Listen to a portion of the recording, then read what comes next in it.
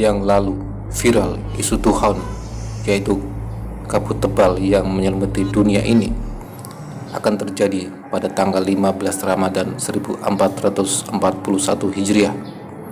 Dari informasi yang beredar di media sosial disebutkan bahwa kiamat akan terjadi pada malam Jumat atau hari Jumat pertengahan Ramadan. Bentuknya berupa meteor atau benda langit yang menabrak bumi. Dasarnya adalah riwayat dari sahabat Nabi Abdullah bin Mas'ud yang pernah mendengar Rasulullah bersabda, "Bila terdengar suara dahsyat terjadi pada bulan Ramadan, maka akan terjadi suatu huru-hara pada bulan Syawal. Semua suku akan saling berselisih pada bulan Zulqa'dah. Pertumbuhan darah terjadi pada bulan Zulhijjah dan Muharram. Dan apa itu Muharram? Pada bulan itu banyak manusia yang terbunuh." Rasulullah sampai mengulangnya 3 kali. Para sahabat pun bertanya, "Suara dahsyat apa itu ya Rasul?" Rasulullah menjawab, "Suara keras yang terjadi pada pertengahan bulan Ramadan, yaitu tepatnya pada malam Jumat. Itu suara dahsyat yang nanti akan mengagetkan orang-orang yang sedang tidur, membuat orang yang berdiri menjadi duduk, para wanita terhempas keluar dari kamarnya. Pada malam Jumat di tahun tersebut banyak terjadi gempa bumi. Jika kalian telah melaksanakan sholat subuh di hari Jumatnya, maka masuklah ke dalam rumah, kunci pintu rumah, tutup lubang-lubangnya, lindungi kalian dengan selimut, tutuplah telinga kalian. Jika kalian mendengarkan suara dahsyat, maka agungkanlah Allah dengan bersujud dan berdoa, Subhanal Qudus, Subhanal Qudus, Subhanal Qudus, Rabbunal Qudus.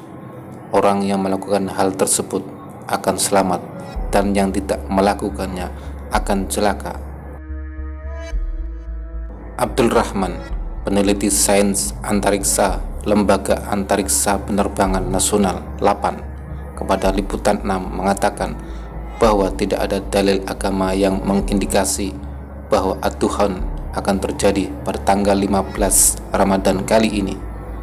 Hadis yang dijadikan dalil Tuhan pada tanggal 15 Ramadan adalah hadis palsu. Lagi pula, berdasarkan pengamatan dan permodelan asteroid dan komet, tidak ada indikasi bahwa akan ada tabrakan dengan bumi dalam waktu dekat ini, bahkan hingga 100 tahun ke depan, ujarnya. Meski demikian, sebagai umat yang beriman, peneliti yang kini tinggal di Bern, Swiss, mengatakan bahwa benda-benda langit dan seluruh alam semesta adalah tanda-tanda kekuasaan Allah yang dengan memahaminya hendaknya menjadikan kita lebih dekat terhadap Allah. Abdul Rahman yang sedang menempuh studi doktoral di jurusan astronomi University of Bern menegaskan bahwa benda langit seperti meteor memang bisa mengakibatkan kerusakan di permukaan bumi dari skala kecil hingga besar, bahkan mengakibatkan kemudahan global.